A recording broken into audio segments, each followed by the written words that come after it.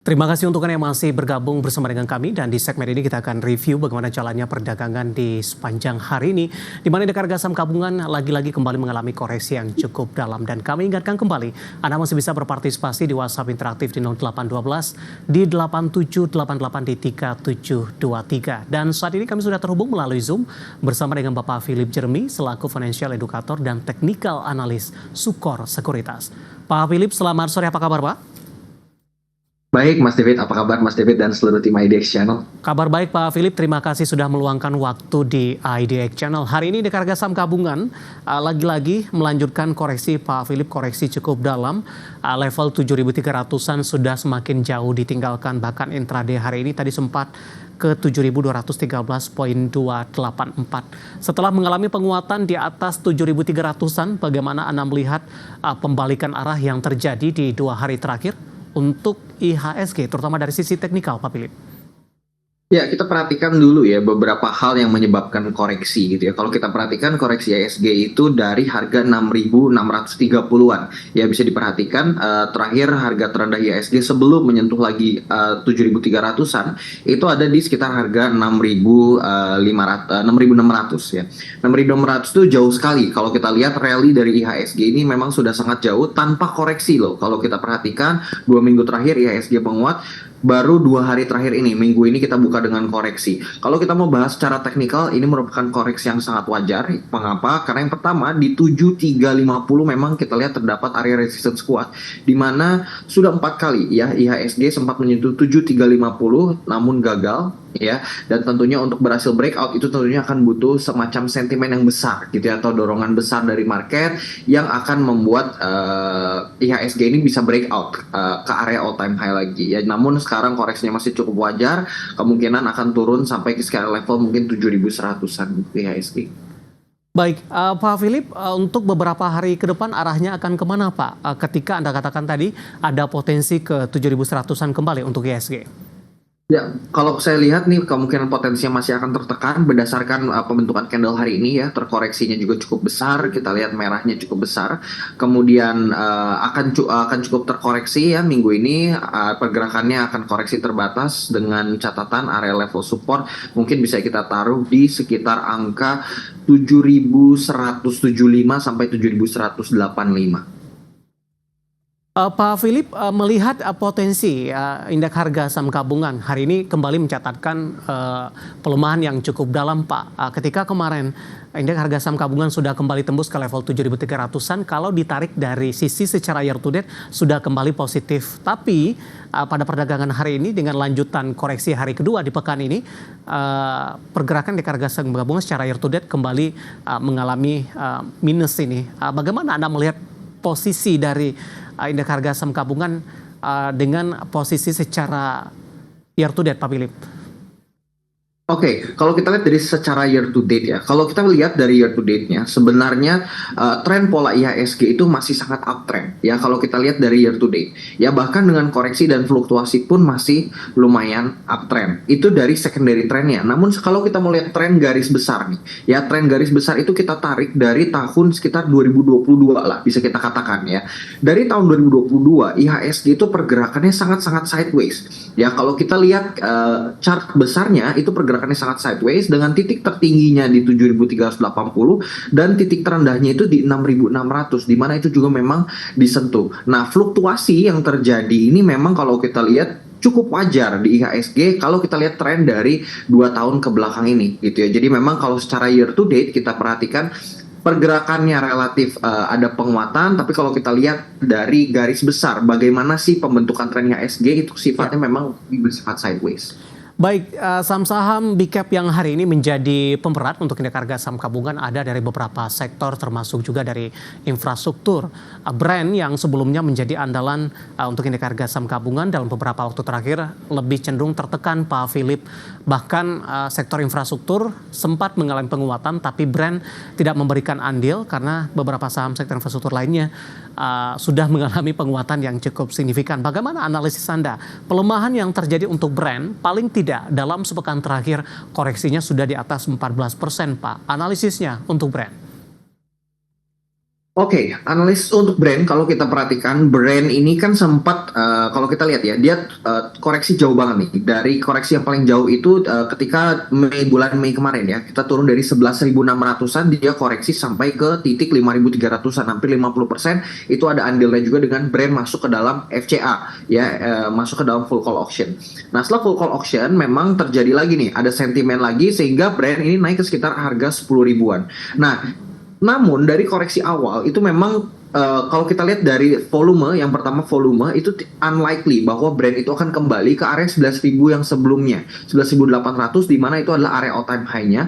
Berdasarkan volumenya itu unlikely karena pembentukan volume dari rally yang kedua ini tidak sebesar pembentukan volume yang pertama. Itu yang kedua. Kemudian market juga tentunya akan fear factor. Sehingga 10.000 itu menjadi psychological number di mana kita lihat brand kalau dari harga 5.000, 10.000 itu merupakan target keduanya. Sehingga di 10.000 ini sebenarnya memang udah harus ancang-ancang jual. Ya meskipun dia nyampe ke 10.300, 10.400, kemungkinan besar ini akan ada massive take profit sehingga koreksinya wajar. Ini memang masih harus diwaspadai lagi brand karena kalau saya lihat nih masih ada potensi koreksi meskipun tidak jauh next supportnya itu di sekitar 8.100-an. Kebetulan sudah ada pertanyaan masuk di WhatsApp interaktif kami, Pak Philip. Ada Bapak Sehotang dari Medan, Sumatera Utara. Terima kasih juga sudah bergabung. Menanyakan brand ini, posisinya nyangkut nih Pak, di 9.200. Direkomendasikan hold, cut loss, atau lebih ke arah averaging down, Pak Philip? Ya, kalau saran saya sekarang masih kalau saya lihat ya hold ya, tapi dengan catatan kalau dia turun lagi di bawah 8.100 harus cut loss. Oke, di hold saja untuk sementara. Level support yang bisa diperhatikan dan diwaspadai adalah di 8.100. Tapi pembalikan arah kemungkinan ke 10.000 kembali masih terbuka cukup lebar, Pak Philip. Masih ada potensi arah karena kalau saya lihat juga ini volume penurunannya tidak terlalu besar, jadi masih ada potensi pembalikan arah. Cuman memang kita harus melihat price action di sekitar area support yaitu di harga 8.100 tadi. Baik, masih dari infrastruktur Pak Philip, selain dari brand yang menjadi pemberat, ada Telkom Pak. Hari ini tadi sempat melemah di atas 2%, penutupan sesi kedua melemah di 1,90% di 3.100. Level terendah hari ini di 3.090. Bagaimana Anda melihat pelemahan yang terjadi untuk Telkom? Support di atas 3.000-an masih cukup kokoh sampai sejauh ini? Ya, Telkom ini sedang melakukan pola reversal ya atau pola pembalikan arah dengan area support kuatnya area support besar itu di 2.700 ya. Namun seperti yang tadi disebutkan area level supportnya itu sebenarnya yang besarnya lagi itu ada di sekitar 3.090-an ya. Jadi di atas 3.000 sih harusnya solid ya untuk Telkom. Ini koreksi wajar ya. Kenapa bisa dibilang wajar? Yang pertama dia sudah breakout dari area neckline double bottom yang dibentuk, kemudian dia retest kembali ke area neckline-nya. Selama TLKM pergerakannya masih di atas harga 3.000 ini masih akan aman dan akan ada potensi untuk justru melakukan pelanjutan. Rekomendasinya seperti apa untuk Telkom, Pak? Jadi rekomendasinya untuk Telkom kita bisa buy rekomendasinya dengan catatan area level support 3.000 ya. Jadi karena ini memang speculation ya, karena spekulatif. Kita stop lossnya kecil aja, tapi kita bisa buy untuk spekulatif buy ya untuk bisa dapatkan harga yang lebih murah. Baik, saham-saham sektor infrastruktur yang hari ini menjadi pemberat dari sisi sektornya dan juga memberikan pemberat untuk indeks harga saham gabungan. Beralih kita selanjutnya ke sektor perbankan ini Pak, terutama dari perbankan Big Cap. BBRI paling mengalami koreksi yang cukup dalam hari ini. BMRI ditutup flat, BBCA melemah di atas 1% dan BBNI melemah di 0,90%. Secara keseluruhan bagaimana Anda melihat pergerakan dari saham-saham perbankan Big Cap ini Pak? Sentimen positif sebenarnya sudah ada, sinyal dovish dari The Fed yang terbaru. Kemudian juga Bank Indonesia memberikan sinyal akan memangkas suku bunga di kuartal keempat. Dan juga para investor juga masih menantikan rilis kinerja kuartal kedua di 2024. Ya, itu semua sentimen yang akan mendorong sektor banking ya, itu yang akan mendorong seluruh sektor banking untuk kembali reverse.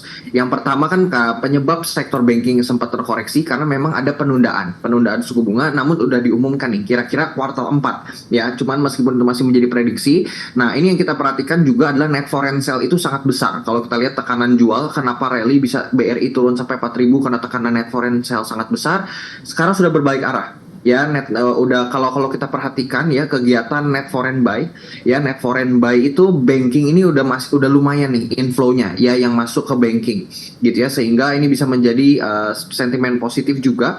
Nah, untuk BBRI memang BBRI kalau kita lihat ini setelah dia rebound cukup panjang dari 4.000 sampai 5.000. Ini kemungkinan secara teknikal ini adalah koreksi wajar sampai potensinya itu akan turun dulu ke 4.500. Nah, di situ bisa menjadi buying area kita yang kedua di 4.500 sebelum BBRI melanjutkan reversalnya. Dan apabila benar memang di kuartal 4 suku bunga ini diturunkan, most likely ini akan kembali melanjutkan uptrendnya. Baik, analisis dari beberapa saham perbankan big cap pemirsa, kemudian prospek sampai dengan akhir tahun, dan di tengah volatilitas yang ada, tampaknya saham perbankan big cap masih memiliki peluang yang cukup besar, walaupun kondisi global kurang mendukung, tapi dari sisi fundamental masih dinilai cukup baik, dan lagi-lagi keputusan investasi tetap ada di tangan pemirsa IDX Channel. Pak Philip, kita hold terlebih dahulu Pak, saya akan coba sampaikan posisi penutupan perdagangan di sesi kedua hari ini terlebih dahulu. Dan pemirsa, di penutupan perdagangan di sesi kedua hari ini indeks harga saham gabungan kembali ditutup di zona merah, melemah di 0,75% dan ditutup di level 7.224.293. Posisi ini tidak jauh berbeda dengan level intraday terendah di sepanjang perdagangan hari ini di 7.213.284. Level tertinggi hari ini di 7.294.792. Beberapa menit pasca pembukaan level ini disentuh dan lagi-lagi terhalang untuk maju ke 7.300-an dan indeks harga saham gabungan kembali mengalami koreksi yang cukup dalam. Kita beralih ke beberapa informasi grafis yang berhasil dihimpun oleh tim redaksi kami. Langsung saja kita ke grafis yang pertama pemirsa. Kita akan coba lihat posisi dari penutupan beberapa indeks lainnya di perdagangan di sesi kedua hari ini. Seperti MNC 36, Jakarta Islamic Index, dan juga ada LQ45.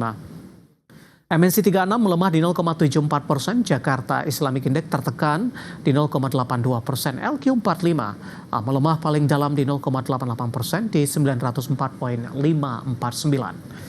Kita beralih ke grafis selanjutnya, rotasi pergerakan sektoral. Konsumsi non-primer masih memimpin penguatan di 1,62%.